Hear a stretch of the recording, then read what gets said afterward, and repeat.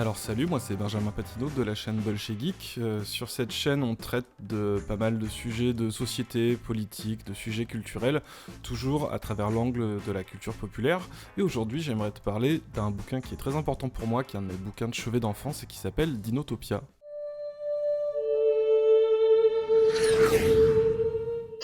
Dinotopia, en fait, c'est un livre illustré qui a été écrit et dessiné par un type qui s'appelle James Gurney. Un bouquin qui date de 92, mais qui fait semblant d'être un bouquin de la fin du 19e. En fait, il raconte au début du bouquin qu'il a trouvé une espèce de journal d'explorateur dans une bibliothèque et que ce qu'on est en train de lire, en réalité, c'est le journal de cet explorateur.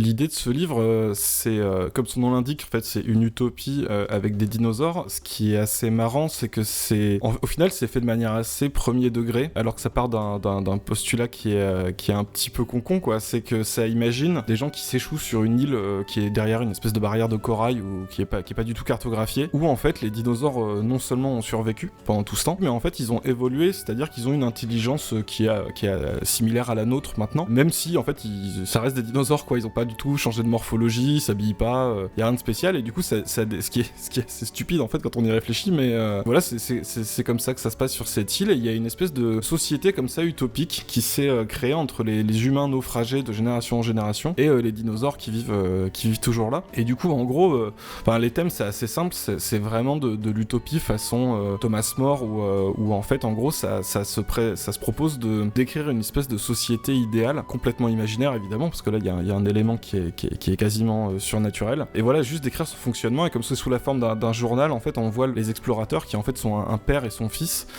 qui découvrent l'île avec nous petit à petit et qui prennent des notes, qui racontent ce qui leur arrive comme dans un journal. Et en plus, comme le père c'est une espèce de scientifique, qui a un truc très naturaliste fin 19e, qui note et qui fait des dessins très très réalistes, et d'ailleurs les dessins sont assez sublimes, c'est un des intérêts du bouquin. Et ouais, ça raconte la découverte du fonctionnement de cette île et les critiques qu'ils peuvent y faire, mais aussi surtout le fait qu'ils se rendent compte que c'est un fonctionnement entièrement différent des sociétés qu'on a, et tout ce que ça a d'assez magnifique. Ce que j'ai pas précisé, mais les gens le savent peut-être, c'est que il y a ce bouquin qui en fait est une collection de plusieurs bouquins. Moi il me semble que l'édition que j'ai, qui est assez vieille, est une compile d'un peu toute cette histoire. Mais il y a des romans aussi qui existent, qui sont coécrits avec d'autres auteurs que je n'ai strictement jamais lus, qui ne sont pas des romans illustrés. Et il y a le truc le plus connu en fait, c'est que ça a été adapté en téléfilm avec, je sais plus son nom, le mec un des mecs de Prison Break, et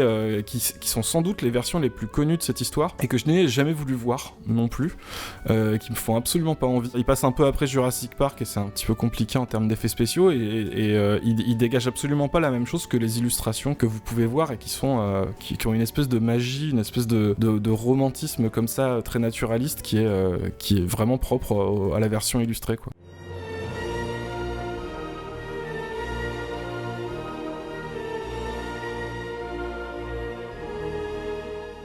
En fait, comme beaucoup de gamins de ma génération, mais même peut-être bien d'un peu toutes les générations, moi j'adorais les dinosaures. Moi, je suis de 86, le bouquin est sorti en 92, je pense pas l'avoir eu à sa sortie, mais dans les années qui ont suivi, donc j'étais vraiment passionné de ça. J'avais les classeurs avec les fiches de dinosaures. Je crois même que j'avais commencé les magazines là, qui étaient très à la mode, où on pouvait construire un squelette de dinosaure. J'adorais vraiment ce genre de truc, et puis surtout j'avais 7 ans quand Jurassic Park est sorti, et ça a été vraiment, ça a enterré complètement le truc, quoi. C'est-à-dire que là j'étais déjà passionné de dinosaures comme beaucoup de gamins, et puis alors là c'était bon, quoi. Je voulais devenir paléontologue et tout, ce qui n'a pas du tout été le cas par la suite. Et du coup voilà, c'est un bouquin que mes parents m'avaient offert. C'est un très très beau cadeau, parce que je sais pas, maintenant il coûte très cher, je sais pas combien il coûtait à l'époque, mais c'est quand même un très très beau livre, et je pense qu'il y avait une volonté de la part de mes parents de m'offrir un truc qui était un petit peu élégant, qui était lié à cette passion, qui était peut-être un petit peu plus intelligent qu'un certain nombre de trucs un peu débiles avec des dinosaures, quoi. Genre j'avais des Dino Riders ou des trucs comme ça allait, mais mais c'était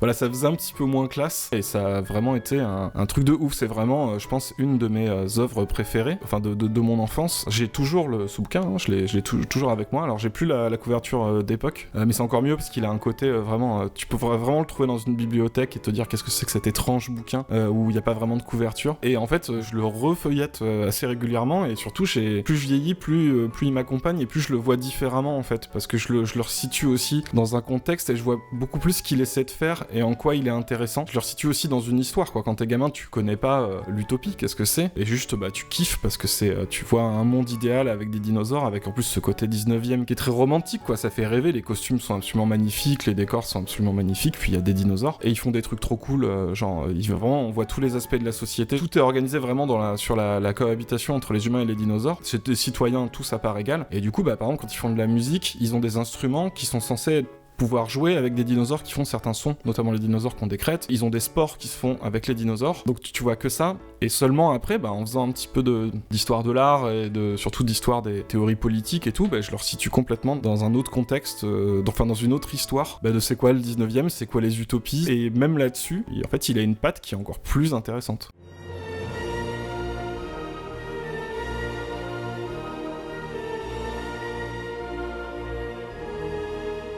Ce que j'en tirerais, c'est que justement c'est un vrai bouquin d'utopie au sens strict, c'est-à-dire que l'utopie c'est un truc qui est plus trop à la mode maintenant, on écrit assez peu d'utopie, c'est ce qui justement un truc qui se faisait beaucoup fin 19e, début 20e, et puis en fait le 20e siècle a tout niqué, quoi. Je cite toujours Daniel Ben Saïd qui disait les mots sont sortis blessés du 20e siècle, et en culture populaire qui est plus ma spécialité, tu vois que en fait on commence plutôt à décrire des dystopies ou des avenirs un petit peu horribles. Et les utopies, ce qui était intéressant, c'est que en fait ça proposait une espèce de mode d'emploi pour une société parfaite. D'ailleurs, c'est toujours des lieux imaginaires parce que l'utopie tient rarement compte de comment on passe de notre société à cette société idéale. Elle met justement un peu à part une société qui, elle, est parfaite de son côté. Il y a une forme de naïveté là-dedans. Il y a une forme de dire, bon, si vraiment on coupait toutes les autres contraintes, comment on pourrait vivre de manière parfaite? Et surtout, ça imagine des contraintes très particulières. Et là, en l'occurrence, c'est vraiment le truc le plus con possible parce que c'est genre vraiment comment on fait une utopie avec juste des dinosaures, quoi. Et d'ailleurs, pour faire très vite fait de l'histoire des idées politiques, ce qui est intéressant, c'est que justement ce qu'on appelait les socialismes utopiques, en fait, c'est des rêves de société parfaite, et notamment basés sur le partage et le vivre ensemble, la cohabitation. Et en fait, quand le marxisme est arrivé, ou les idées anarchistes, ou plein d'autres mouvances plus politiques comme ça, moins philosophiques, elle disait notamment, mais en fait, c'est bien mignon votre truc, mais c'est complètement idéaliste. C'est-à-dire que maintenant, il faut être sérieux, il faut prendre les rapports de force comme ils sont à un moment, et en fait ça a cassé le romantisme de ces idées-là, et qui en faisait aussi toute la naïveté, aussi toute la beauté. Et d'Inotopia, ce que j'ai compris qui était intéressant dedans, au fur et à mesure, c'est que déjà c'est une société qui fait très très envie. C'est vraiment une forme de socialisme utopique au sens où tout est collectif, il y a manifestement assez peu de propriété privée, rien n'est très expliqué, mais c'est des choses que tu comprends au fur et à mesure. Il n'y a pas d'argent, par exemple, c'est dit à un moment, ils se rendent compte qu'en fait il y a eu de l'argent à un moment sur Dinotopia, et en fait ils te disent en fait ça n'a pas marché. C'est intéressant parce que c'est des valeurs assez jolies, mais en plus il a un côté assez pragmatique, c'est-à-dire que c'est pas du tout c'est pas les bisounours du tout. En fait ils répondent très sérieusement à une question stupide qui est comment on fait une société parfaite avec des dinosaures, et au-delà de ça, ne serait-ce que faire une société parfaite avec des êtres humains entre eux, et les propositions qu'ils donnent sont très très pragmatiques, c'est-à-dire que là en fait tu dois organiser une société avec dont parmi les citoyens il y en a qui font 100 tonnes et qui ont des coups de 9 mètres, donc en fait c'est des questions très compliquées, et en fait ils y arrivent. Et ils y arrivent avec du bon sens. Et c'est pas du tout un truc cucu, genre ils sont tous devenus gentils. Une espèce de dinosaure dont j'ai oublié le nom, qui sont des voleurs d'œufs, une espèce de petits raptors avec des grandes mains, et en fait ils piquaient les œufs apparemment. Dans un monde où en fait les dinosaures et les humains c'est des individus, quelqu'un qui vole les œufs pour les bouffer, c'est hyper grave, c'est tuer les œufs des autres gens, quoi. Donc ils font plus ça, ils deviennent justement les gens qui font de la manutention des œufs dans les espèces de crèches. Et en fait c'est plein de petites idées comme ça, de bon sens, alors sans te montrer comment ça a été établi, mais c'est toujours assez à la fois fois simple et assez malin. Il y a un autre exemple qui m'a marqué, puisqu'il arrive tard dans le bouquin, parce qu'évidemment, faut qu'il y ait des putains de T-Rex à un moment, c'est quand même un bouquin avec des dinosaures, donc faut qu'il y ait des T-Rex. Et évidemment, même problème, c'est-à-dire que si un tyrannosaure il tue un autre dinosaure, cet autre dinosaure là, on n'est plus dans le règne animal normal, c'est-à-dire que c'est une autre personne en fait. Donc ça pose problème, et en fait les T-Rex, ils vivent un peu en dehors, parce qu'ils ont un peu du mal à s'entendre avec les autres, mais c'est pas un problème. Ils bouffent du poisson, quand on passe sur leur territoire, il faut y aller avec plein de poissons pour leur donner, et ils te laissent passer. Ils sont un peu hostiles, mais ça fonctionne. Il y a pas de trucs cucu que t'as dans certains dessins animés, genre les T-Rex sont devenus végétariens, ou des solutions un peu miracles pourries comme ça, ou dans le Roi Lion, où tu comprends pas trop, tu vois, le Roi Lion pareil, où c'est une société animale, avec que des animaux, et où en fait il y a des animaux qui bouffent d'autres animaux, et ça devient tout de suite un problème quand tu fais une allégorie sociale, parce que t'es là, mais en fait, genre les lions, ils attaquent leurs sujets qui sont dans cet univers-là, des gens. C'est des personnages qui vivent avec eux, en fait, et qui, c'est plus du tout le règne animal, quoi. Dans Dinotopia, t'as pas ce truc de scène un peu absurde où genre, la lionne, elle veut bouffer Timon, ce qui serait, si elle y arrivait, serait terrible. C'est-à-dire qu'en fait, elle tuerait un des personnages du film. Là, c'est pas résolu comme ça, c'est résolu de manière...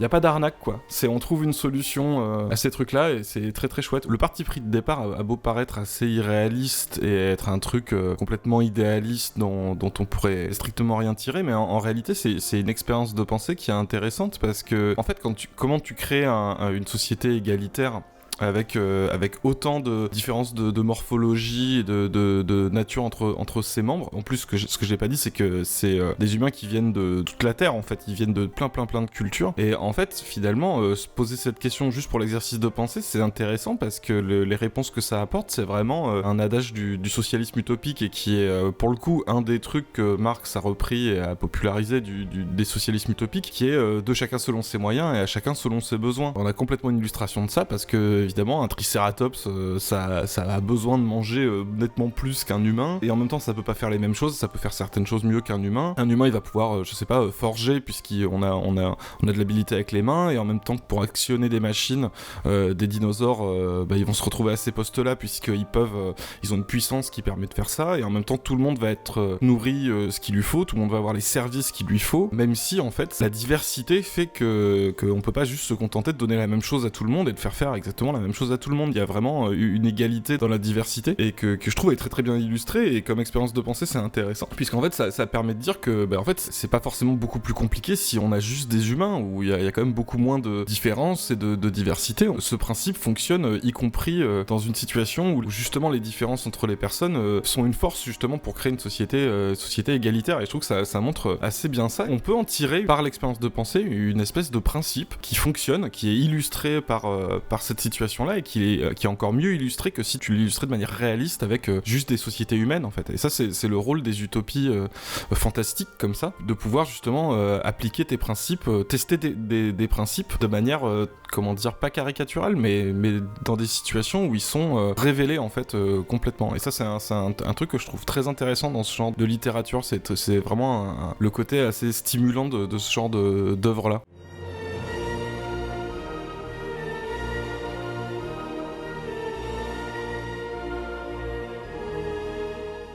C'est dur à définir, je pense pas qu'il ait eu un rôle spécifiquement, mais comme je le disais, avoir des œuvres comme ça qui t'accompagnent au cours de ta vie, pour lesquelles t'as une vraie passion enfantine, et t'as une vraie fascination d'enfant, et que tu arrives à conserver et à voir différemment en grandissant, et à comprendre, en fait, petit à petit en grandissant, c'est génial, parce qu'en gros c'est comme si tu rouvrais un livre à chaque fois, et en fait il est différent, en fait. Il est différent parce que toi t'es différent, parce que toi t'as changé. Ça m'a pas beaucoup influencé, mais je pense que ça a contribué à ma vision de la culture populaire et de ce que nous on défend sur la chaîne, qui est un regard à la fois passionné et raisonné, on va dire, pour employer une formule qui est qu'en fait, faut toujours être critique de ce qu'on aime, et d'autant plus parce qu'on l'aime. Et critique, ça veut pas dire le rejeter, justement. Je trouve qu'il y a beaucoup de gens qui rejettent les choses qu'ils aiment parce qu'au bout d'un moment ils se disent ah non, c'est plus mes valeurs, ou c'est plus des trucs comme ça. Et à l'inverse, je trouve qu'il y a des gens qui sont à l'extrême inverse, et qui refusent de réfléchir à ce qu'ils aiment, et d'essayer de le situer dans un contexte, d'essayer de le situer dans une histoire, de réfléchir à pourquoi ils aiment ça, qu'est-ce que ça porte, en quoi ça les a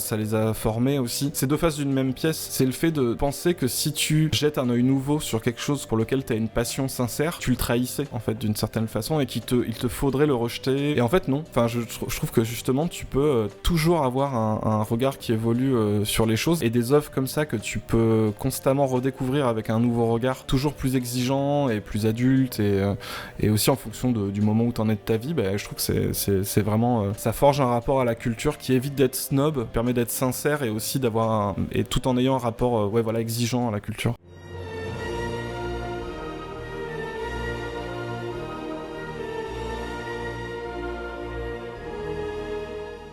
Oui, carrément. En fait, j'avais même pas fait le lien, tu viens de me le faire dans ma tête, mais oui, c'est exactement ça. C'est-à-dire que c'est des nerds, mais au sens...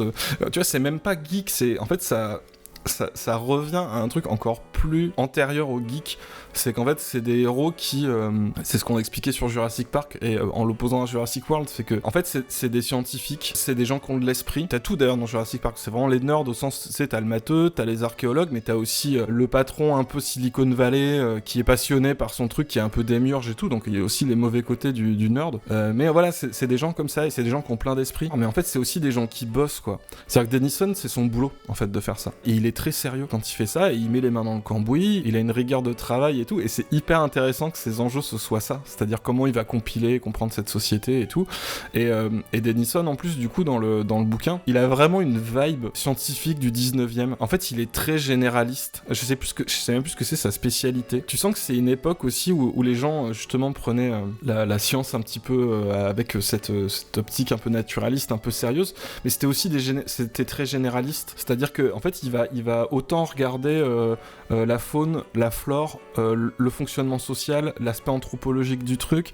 Il y a un côté complétiste en fait, un peu comme ça, qui est ça c'est un vrai truc de geek quoi. C'est vraiment le mec, il arrive et en fait tout le passionne et il voit les choses dans leur ensemble, et c'est un truc que je trouve très beau aussi et très très romantique quoi, ce truc de tout observer. Il y a un truc de sense of wonder quoi, d'émerveillement scientifique en fait face aux choses, ce qui du coup est pas une science froide, qui a un rapport raisonné, tu vois, comme quoi je me rends compte, ça va avec ce que je disais avant en réalité, qui a un rapport autant raisonné que passionné, et qui est complètement complémentaire entre les choses, c'est-à-dire qu'en fait il va compiler ça de manière très très rigoureuse, et en même temps avec une fascination, et notamment il y a un truc que j'adore dedans, c'est qu'il a une fascination pour les gens, et le bouquin parle presque de la même façon des brachiosaures qu'ils rencontrent, où ils ont une espèce de protocératops avec eux, je sais plus comment il s'appelle, qui est un peu leur interprète, et il en parle comme d'une personne, et en fait à côté il va rencontrer une dame, et il va autant avoir de fascination pour elle que pour un diplodocus ou un bâtiment merveilleux quoi. Et ça c'est un truc que je trouve très très cool quoi. Il y a vraiment une espèce de totalité comme ça, de fascination pour tout, qui est vraiment génial quoi, sans hiérarchie.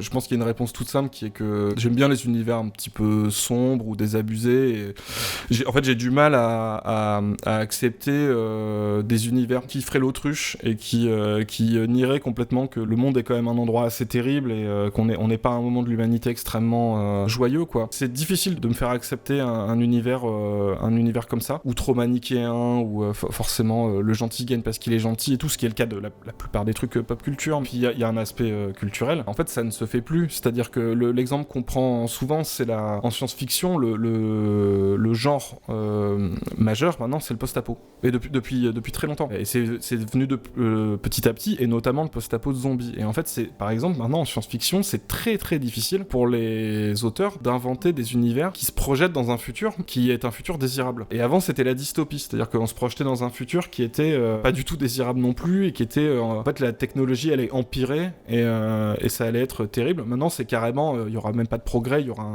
aura une apocalypse et tout. Et en fait culturellement il y a un truc comme ça qui fait que l'utopie est un truc qui est plus très pertinent et dont les gens s'emparent plus. Alors on peut le regretter, mais c'est pas pour rien quoi que les gens pensent comme ça, et que les gens sont un peu désabusés, y compris dans leurs imaginaires. Et alors après ça empêche pas, parce que justement en réalité le post-apo, là je salue l'ami Raphaël Colson qui est spécialiste du post-apo et qui disait ça très justement, et qu'en fait le post-apo c'est aussi ça peut être une source d'utopie. Tout le post-apo n'est pas Mad Max, c'est aussi aussi montrer la collaboration entre les êtres humains, la coopération en petits groupes, puis en plus grands groupes, enfin, on peut imaginer toute une nouvelle société à partir du post-apo, mais toujours est-il qu'on imagine ça quand même dans un univers où il y a on a du mal à ne pas passer par la case crise terrible, zombie ou pas, dans ces trucs-là. Genre, il y a un truc, tu vois, je sais pas si tu connais les trucs genre le Hope Punk ou le Solar Punk. En gros, c'est censé être des genres qui, à l'inverse du cyberpunk, du steampunk et des trucs comme ça, proposent un futur désirable avec, pas forcément une utopie, mais ouais, au moins un futur désirable. Et en gros, tu peux trouver plein d'articles là-dessus, plein de gens qui se chauffent en disant ah, ça serait bien qu'on commence à réinventer des utopies,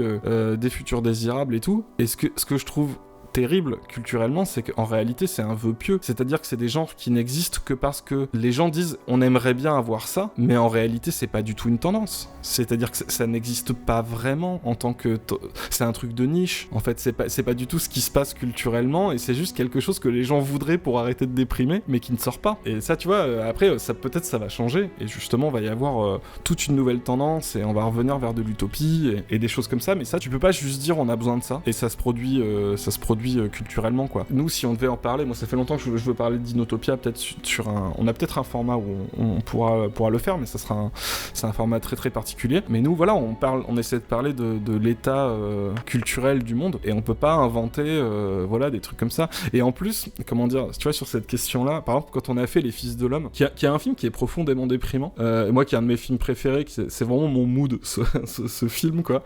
Et c'est ce qu'on a essayé de transcrire un peu là-dedans. Il y a un truc qui m'a fait rire, c'est qu'en fait il y a plein de gens qui disaient mais en fait c'est super déprimant, parce que c'est vrai que c'est un film très très déprimant, alors qu'en fait, et comme l'assume complètement le réalisateur, en réalité c'est un film sur l'espoir. Et moi j'aime bien en fait ce rapport à l'espoir là, où il y a un côté très pragmatique à l'espoir. En fait, si tu regardes ce film, c'est un film qui te malmène, mais en réalité c'est un film qui te vend quand même une lueur d'espoir, hein, une étincelle en fait, et qui te vend un espoir dans l'humanité.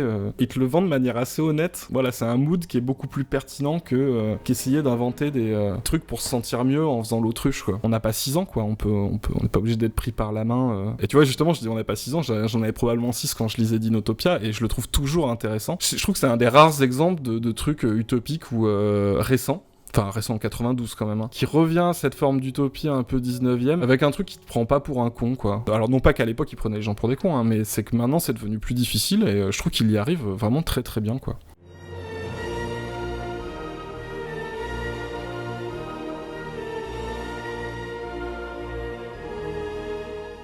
Oui, bah Jurassic Park, de toute façon, c'est à peu près les mêmes. C'est 93 Jurassic Park, donc c'est un an après. Je pense pas que c'est vraiment de lien, à part qu'il y avait peut-être un moment culturel autour des dinosaures, alors on va savoir pourquoi. Moi, je suis plus cinéma, je lis quand même assez peu, j'ai mes petits chouchous en livre, mais je suis pas un très très gros lecteur. Je crois qu'après ces films-là, un des derniers trucs, enfin, des trucs suivants qui m'a fait ça, c'est-à-dire que je me suis dit ah ouais, il se passe un truc de fou, c'était Matrix. Alors ça n'a évidemment aucun rapport, mais il y a quand même un rapport, qui est que découvrir Matrix à ado au moment de sa sortie, à un moment où donc culturellement personne ne sait que ça existe, enfin qu'on va vers ça, c'est la même chose que découvrir des trucs de dinosaures quand t'as 6 ans, quoi. C'est vraiment pile le bon moment, à la bonne époque, et il y a un alignement de planètes absolument miraculeux avec ce genre d'œuvre, quoi.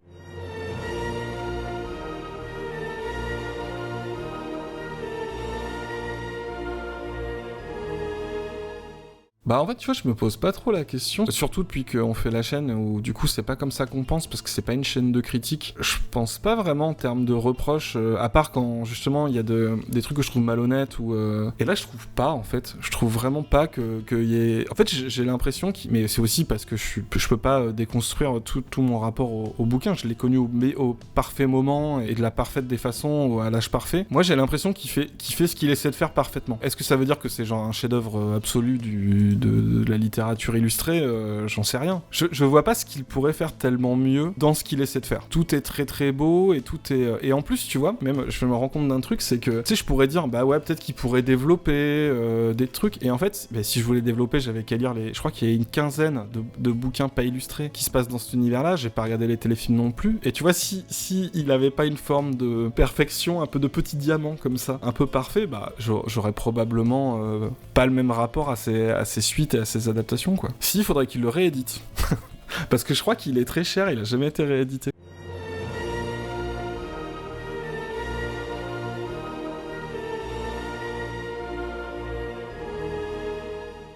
En fait, allez juste taper Dinotopia James Gurney sur Google Images. Et si ça vous évoque rien, bah, restez-en là. Et si ça vous évoque quelque chose, vous pouvez le schtroumpfer sur Internet. Mais la force des images devrait faire le tri assez vite sur est-ce que ça va vous toucher ou pas.